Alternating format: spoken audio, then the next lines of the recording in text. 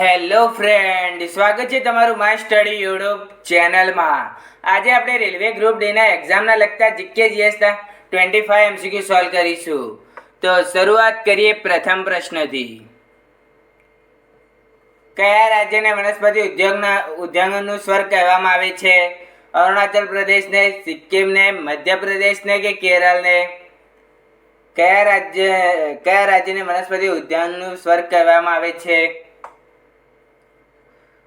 તો સાચો જવાબ છે સિક્કિમને વનસ્પતિ ઉદ્યાનનું સ્વર્ગ કહેવામાં આવે છે. ભારતમાં સૌથી વધુ ઘઉં કયા રાજ્યમાં ઉગાડવામાં આવે છે?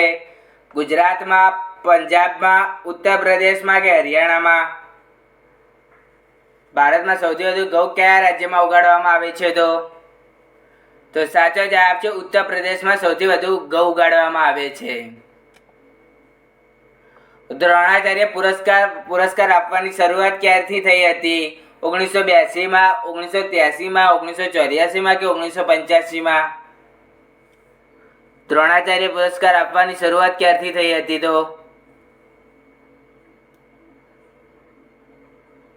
તો સાચો જવાબ છે 1985માં દ્રોણાચાર્ય પુરસ્કાર આપવાની શરૂઆત થઈ હતી. ભારતમાં દહેજ પ્રતિબંધ કાયદો કયા વર્ષમાં પસાર થયો હતો? 1953માં, 1957માં, 1961માં કે 1965માં? ભારતમાં દહેજ પ્રતિબંધ કાયદો કયા વર્ષમાં પસાર થયો હતો?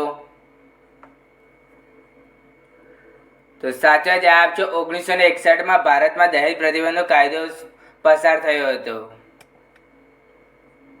2011ની વસ્તી ગણતરી મુજબ ભારતનું બીજું સૌથી ઓછું વસ્તી ધરાવતું રાજ્ય કયું છે? મિઝોરમ, સિક્કિમ, અરુણાચલ પ્રદેશ કે કેરળ?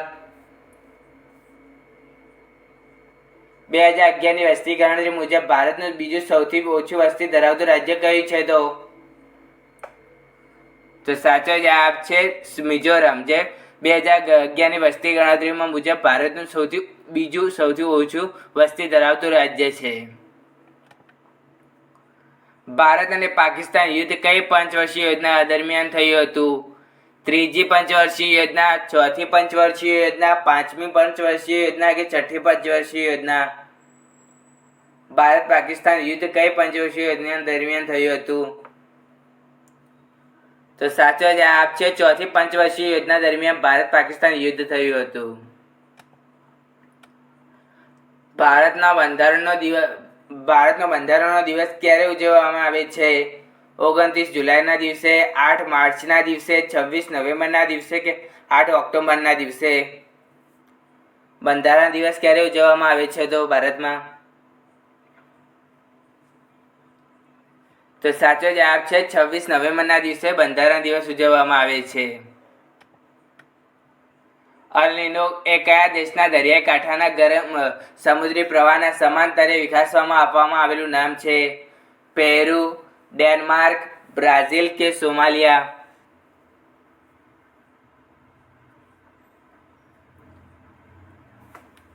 તો સાચો જવાબ છે પેરુ દેશનું છે અલ નીનો એ દરિયાકાંઠાના ગરમ સમુદ્રી પ્રવાહના સમાંતરે વિકસવામાં આવેલું નામ.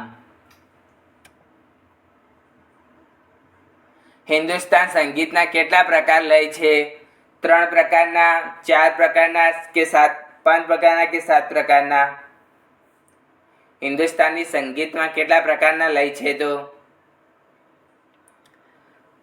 તો સાચો જવાબ છે 3 પ્રકારના લય છે હિન્દુસ્તાન સંગીતના પ્રકારના. કર્નાલ બટ રોગ કયા પાકની સાથે સંબંધિત છે? મકાઈ, બાજરી, ઘઉં કે શેરડી? કર્નાલ બટ રોગ કયા પાક સાથે સંબંધિત છે?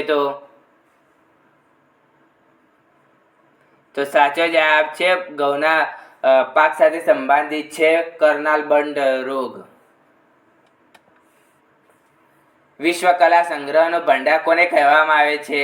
ભારતીય રાષ્ટ્રીય અભિલેખાગારને, રાષ્ટ્રીય સંગ્રહાલયને, નેશનલ ગેલેરી ઓફ મોડર્ન આર્ટને કે સાલારજંગ મ્યુઝિયમને? વિશ્વ કલા સંગ્રહનો ભંડાર કોને કહેવામાં આવે છે? તો સાચો જવાબ છે સાલારજંગ મ્યુઝિયમને વિશ્વ કલા સંગ્રહનો ભંડાર કહેવામાં આવે છે. બુધ અને પૃથ્વી વચ્ચે સૌરમંડળનો કયો ગ્રહ આવે છે? મંગળ, શુક્ર, યુરેનસ કે નેપચ્યુન? બુધ અને પૃથ્વીની વચ્ચે સૌરમંડળનો કયો ગ્રહ આવે છે? તો સાચો જવાબ છે શુક્ર ગ્રહ આવે છે બુધ અને પૃથ્વીની વચ્ચે. જેમ કે આપણે જાણી લઈએ તો કે બુધ, શુક્ર, પૃથ્વી, મંગળ, ગુરુ, યુરેનસ, શનિ, યુરેનસ, નેપચ્યુન અને વામન ગ્રહ પ્લુટો તરીકે ઓળખવામાં આ સૌરમંડળના નંબર પ્રમાણે ગ્રહો છે. સીવી રમન ભૌતિક શાસ્ત્રમાં નોબેલ પુરસ્કાર કયા વર્ષના એનાયત કરવામાં આવ્યો હતો? 1930માં, 1932માં, 1935માં કે 1940માં? સીવી રમને ભૌતિક શાસ્ત્રમાં નોબેલ પુરસ્કાર કયા વર્ષે એનાયત કરવામાં આવ્યો હતો? તો સાચો જવાબ છે 1930માં સીવી રમનને ભૌતિક શાસ્ત્રમાં નોબેલ પુરસ્કાર એનાયત કરવામાં આવ્યો હતો. લઘુમતીઓના હિતોના રક્ષણ સાથે કયો અનુચ્છેદ સંબંધિત છે? અનુચ્છેદ 12, અનુચ્છેદ 17, અનુચ્છેદ 23 કે અનુચ્છેદ 29? લઘુમતીઓના હિતોના રક્ષણ સાથે કયો અનુચ્છેદ સંબંધિત છે? તો સાચો જવાબ છે અનુચ્છેદ 29 જે લઘુમતીઓના હિતોના રક્ષણ સાથે સંબંધિત છે. ફતેહપુર સિક્રીની સ્થાપના કોના દ્વારા કરવામાં આવી હતી? જહાંગીર દ્વારા, શાહજહાં દ્વારા, અકબર દ્વારા કે ઔરંગઝેબ દ્વારા? ફતેહપુર સિક્રીની સ્થાપના કોના દ્વારા કરવામાં આવી હતી? તો સાચો જવાબ છે અકબર દ્વારા ફતેહપુર સિક્રીની સ્થાપના કરવામાં આવી હતી. કિતાબ-ઉલ-હિંદ પુસ્તકના લેખક કોણ છે? અલ-બરુની, તાનસેન, અકબર કે હમીદ? કિતાબ-ઉલ-હિંદ પુસ્તકના લેખક કોણ છે? તો સાચો જવાબ છે અલ-બરુની છે કે કિતાબ-ઉલ-હિંદ પુસ્તકના લેખક. કટોકટીની જોગવાઈ કયા દેશના બંધારણમાંથી લેવામાં આવી છે? રશિયાના, જર્મનીના, ઓસ્ટ્રેલિયાના કે ઇંગ્લેન્ડના? કટોકટીની જોગવાઈ કયા દેશના બંધારણમાંથી લેવામાં આવી છે? તો સાચો જવાબ છે જર્મનીના બંધારણમાંથી લેવામાં આવી છે કટોકટીની જોગવાઈ. ભારતીય પશુ ચિકિત્સા સંશોધન સંસ્થા ક્યાં આવેલી છે? પટનગરમાં, ઇજ્જતનગરમાં, લખનઉમાં કે દહેરાદૂનમાં? ભારતીય પશુ ચિકિત્સા સંશોધન સંસ્થા ક્યાં આવેલી છે? તો સાચો જવાબ છે ઇજ્જતનગરમાં આવેલી છે ભારતીય પશુ ચિકિત્સા સંશોધન સંસ્થા. નીચેનામાંથી કઈ નદી ગંગા નદીની ઉત્તરીય કિનારાની સહાયક નદી છે? સોણ નદી, ગંડક નદી, કેન નદી કે બેતવા નદી?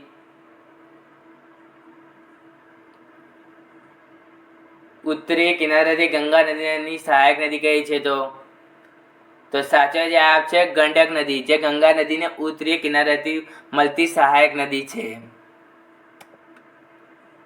પાક સાથે સંબંધિત બોહાંગ બિહુ તહેવાર કયા રાજ્યમાં સાથે સંકળાયેલો છે? આસામ, ઝારખંડ, ઉત્તર પ્રદેશ કે છત્તીસગઢ?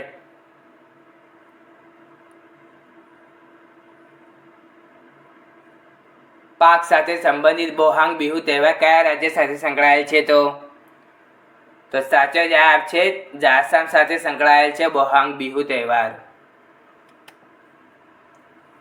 નીચેનામાંથી કયું નૃત્ય હિન્દુ અને મુસ્લિમ પ્રતિભાનું અનોખું મિશ્રણ દર્શાવે છે?